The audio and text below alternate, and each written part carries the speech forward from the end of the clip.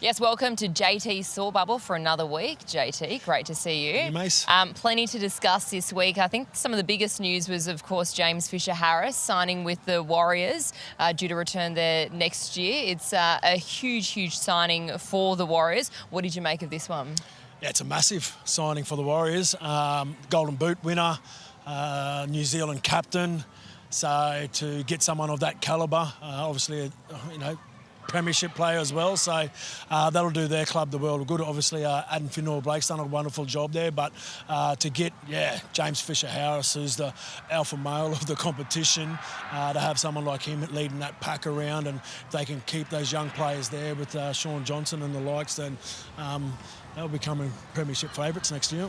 Is New Zealand, the Warriors, a red-hot destination for players now? Do you think that we've seen players leave there before, but do you think we're seeing a lot more players who are looking at the Warriors going, I want to go there? Yeah, definitely. Andrew Webster's done an amazing job there with the coaching staff. Stacey Jones obviously been there for a long time as well. So, players are going there because they genuinely feel they can win a premiership there, and to be able to get the signing of James FisherHarris, who's arguably the best front rower in the game, it's going to only attract more players to go there. So, it's great to see that, nothing came out of it, like it's just come out of the blue. So it goes to show that's a sign of a strong club when nothing is leaked out of those four walls. Do you think there's going to be a bit of pressure on the Warriors come round one next year, looking at their lineup? Yeah, definitely, with the roster that they got now, and Andrew Webster leading them as well. So, yeah, they'll definitely be close to premiership favourites next year. All right, well, we love this time of year. We get to start talking about State of Origin.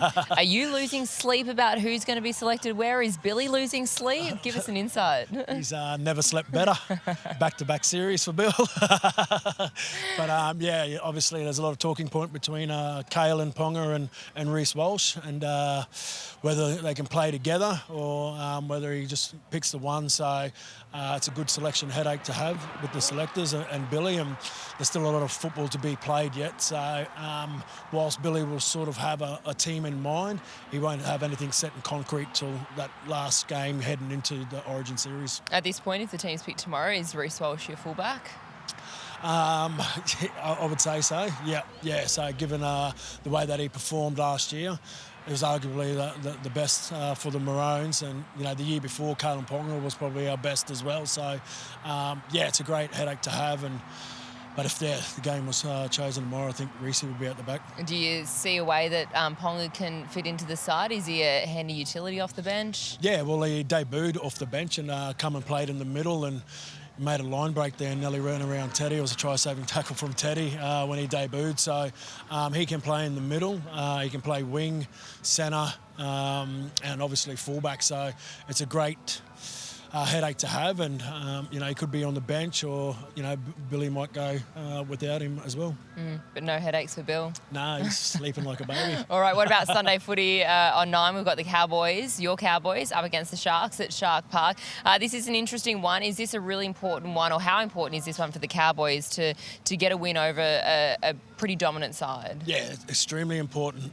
They've had some good wins this year, but with all due respect to the teams they've beaten, they haven't been at the top of the ladder, and they got beaten by the Eels last week, which was a game that they should have won, and now they go down to Shark Park, where they have had success recently, but they're coming up against a red-hot side, so they can score points from anywhere, but their defence has not been great, so they certainly need to pick that up in that area, because the Sharks arguably got the best back five in the competition, bringing the ball back and scoring tries, and if they can beat them up through the middle, then hopefully they get that chance of winning the game. Who do you think really needs to stand up in this game? For the Cowboys, Reece Robson, he does a lot out of that middle area. He leads the line speed. That's where we need to be better in the field, is controlling that middle third. Too much ruck speed. Teams are getting on a roll and just being able to score tries at will. So if we can control that middle, then he's a big part of that. All right, I can assume who you're tipping. What are we thinking though? Cowboys, high scoring affair, close? Yeah, I think it will be a high-scoring affair. Both teams like to throw the ball around. They like to go from sideline to sideline, and they like to move the ball. So I think it will be a high-scoring affair, and might be golden point. Oh, there we go. All right, looking forward to this one Sunday afternoon. But that's all we have time for JT's Thought Bubble. He'll be having plenty more thoughts next week too. This year, NRL on 9 is your one-stop shop for all footy. That's right, Freddie. Not about the highlights, action, 7 days a week. Billy and Gus podcast, get that on your drive on the way home.